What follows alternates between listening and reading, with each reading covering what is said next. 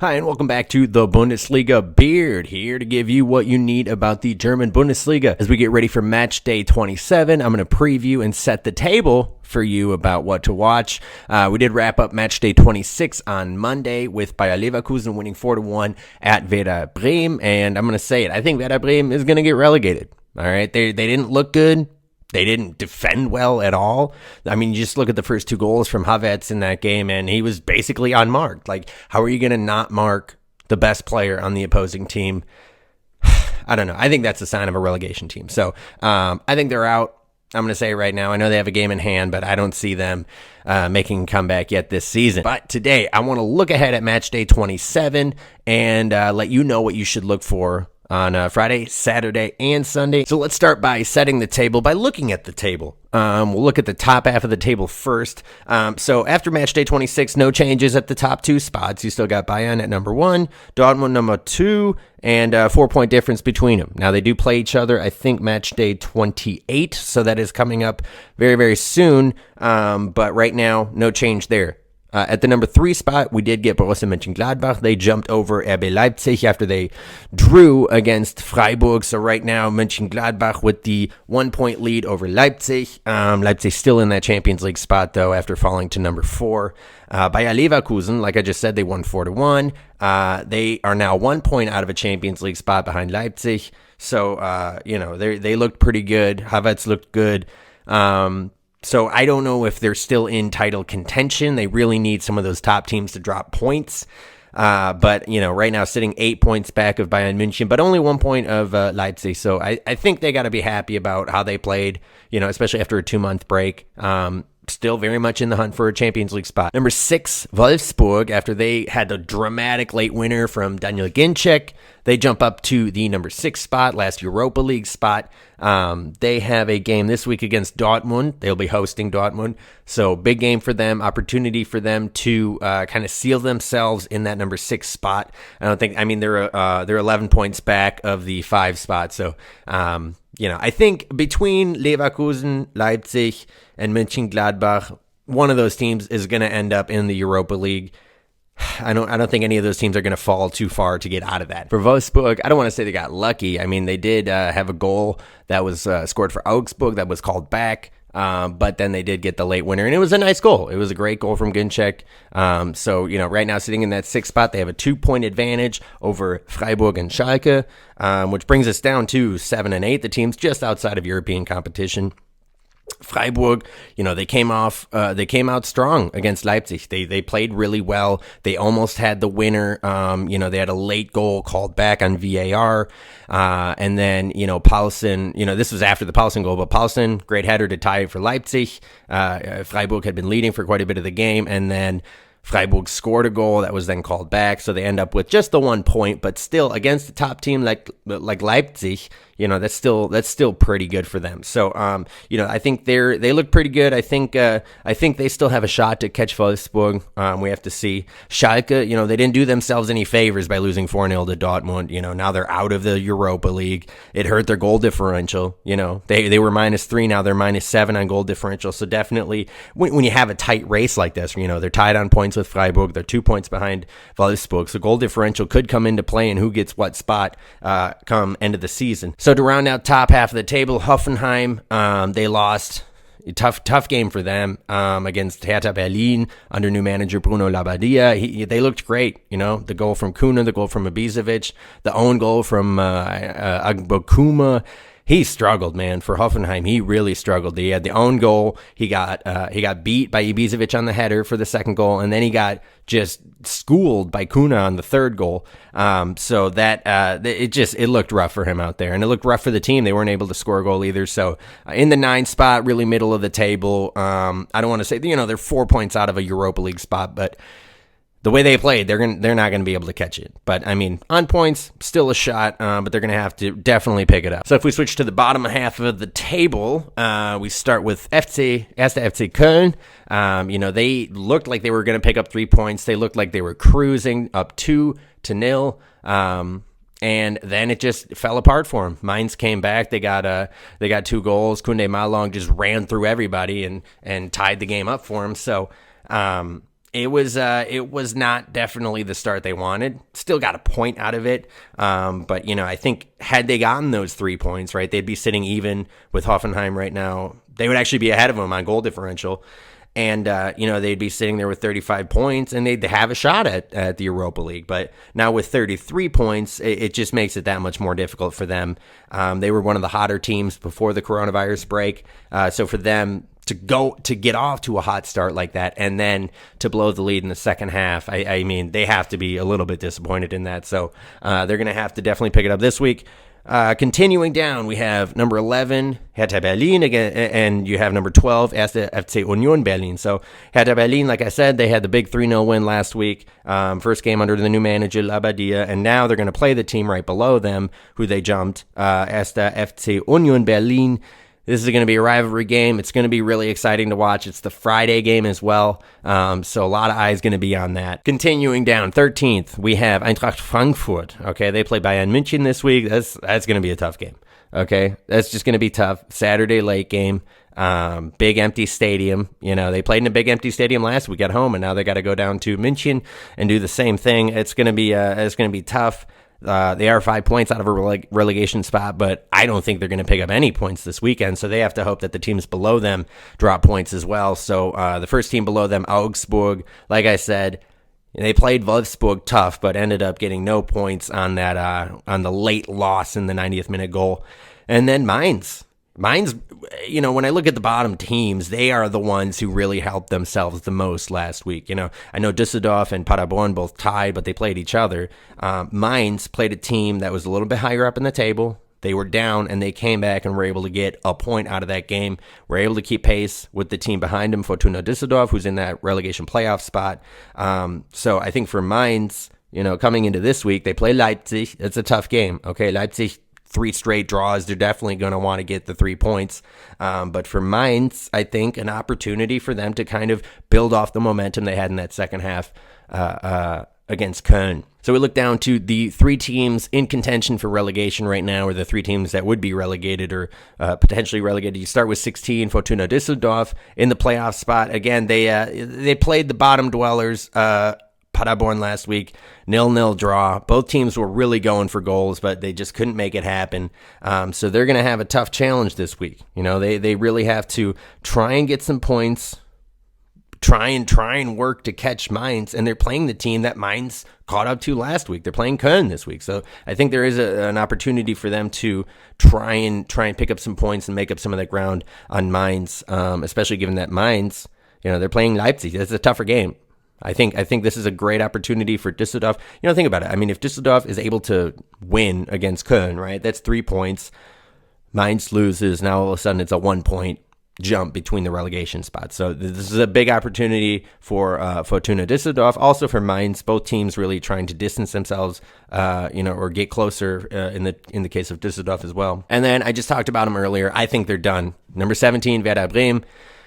I mean, I know they have a game in hand. I don't care.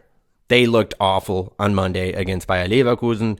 And even if, you just look at that. Okay, so they have 1 game in hand on Paderborn. Okay, they're probably going to lose. Look at who are they playing this week?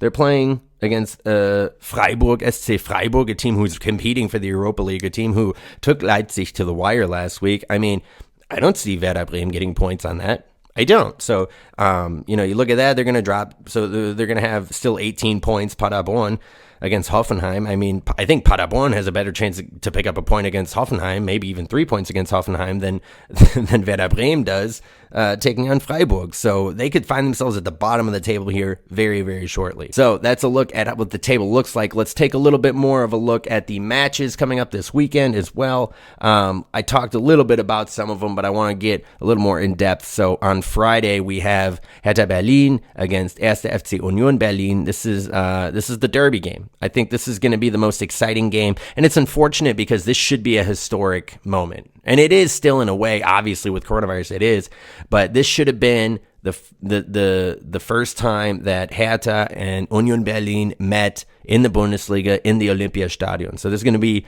played in an empty Olympiastadion, one of the most historic venues in Germany and in Europe. And it's going to be empty. It's going to be weird. And this should have been a game where all of Berlin came together to watch, and it would have been really cool. But unfortunately, that's not what's going to happen. But luckily enough, we are still going to have the game. Moving ahead, I think Saturday there's going to be some real good games. I think the two that I'm looking forward to the most is Borussia Mönchengladbach against Bayer Leverkusen. All right, so Mönchengladbach last week, they came out, I think Thuram scored the first goal in the first minute. I mean, they came out so hot, okay? 3-1 at Frankfurt.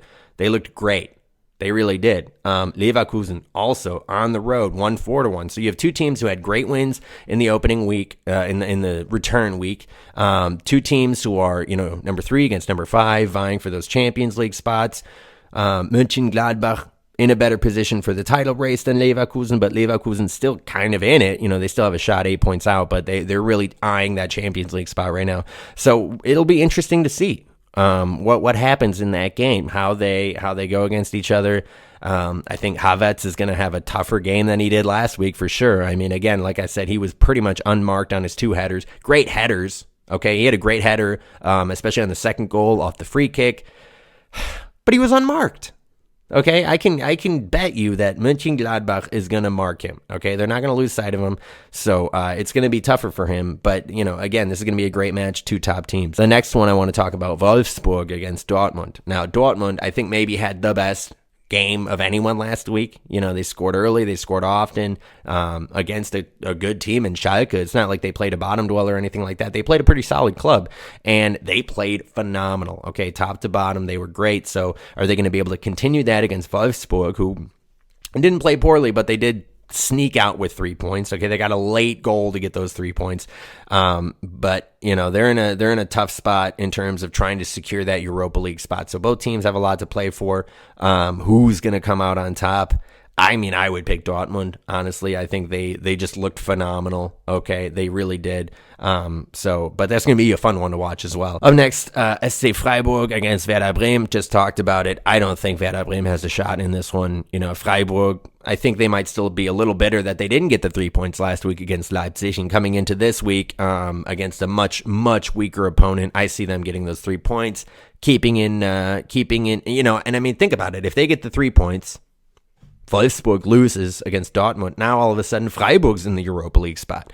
So a lot of movement kind of in those top areas of the table to watch for. After that, Paderborn, SC Paderborn, the bottom dweller, worst team in the Bundesliga, hosting TSG 1899 Hoffenheim. Hoffenheim, like I said, I mean they're still in the Europa League contention, but I mean they got hammered against Berlin last week. So this is a great opportunity for them to try and get momentum going back in the right direction. Obviously, you don't want momentum to go the wrong direction and tumble you down the table. For Paderborn, they're hoping that momentum for Hoffenheim goes the wrong way, because that's the only way that they're going to be able to get some points out of this game. But, I still think Hoffenheim is probably going to be able to at least get a point, if not 3 on this one. So we go to the late game on Saturday. It is league leaders Bayern München hosting Eintracht Frankfurt. And Frankfurt, they fell victim to the early start from Mönchengladbach last week. So they're definitely going to be on their toes, ready to play. And you look at Bayern München,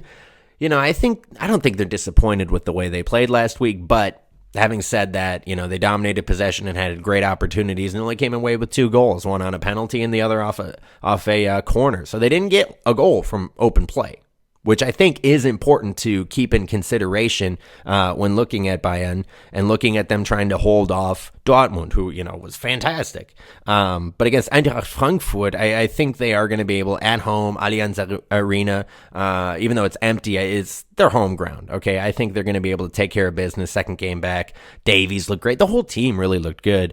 So I'm excited to watch that one as well. We move on to Sunday. Schalke hosting Augsburg. Augsburg, like I said, came very close against Wolfsburg. Schalke did not come close against Dortmund. So this is going to be an interesting one to see how Schalke bounces back, how Augsburg bounces back. Because, I think they were closer to victory and tasted it a little bit more, or at least tasted a point a little bit more. So I don't know that they're going to be necessarily hungrier. I mean, I think Schalke, after getting throttled in your rivalry game, you got to be pretty hungry. But nevertheless, Augsburg, I think, is in a tougher spot because they're closer to relegation. You know, they're at 27 points, basically on par with number 15 Mainz. You know, and 4 points out of the 16th playoff spot. So I think they have more pressure on them. Schalke, obviously a historic club, huge fan base. They have pressure on them as well, to try and get back into that Europa League spot that they fell out of. So both teams with different kind of pressure on them, which is going to make it interesting as well. And definitely one to watch early on Sunday. So the next game, on Sunday is going to be 1. FSV Mainz 05 against RB Leipzig. Now Leipzig dropped, they only got the point, dropped 2 last week, and are now in the number 4 spot. 3 straight draws. This is a game they have to win, okay? If you can't beat the team that is battling relegation down in the 15th spot, you know, how legit are you, okay? And I know you just had a 2-month break, speculation about where Timo Werner is going to play next year, but you got to get it together, all right? Nagelstadt has to get it together and get this team playing better. Otherwise, they really run the risk of not even being in the Champions League next year. And with all the money that's been invested in there, which is controversial, and we don't need to get into that right now, but with all the money that's been invested in them, you really want to be playing in the Champions League, all right? Otherwise, you're not going to be able to keep players like Timo Werner and Paulsen and Christopher and Kuku. All these guys, you're not going to be able to keep them in the future if you're not actually playing in the Champions League. So they need to pick up these 3 points. I think they will, but it's going to be fun to watch. Last game of the weekend on Sunday, it's going to be SFC Köln against Fortuna Düsseldorf.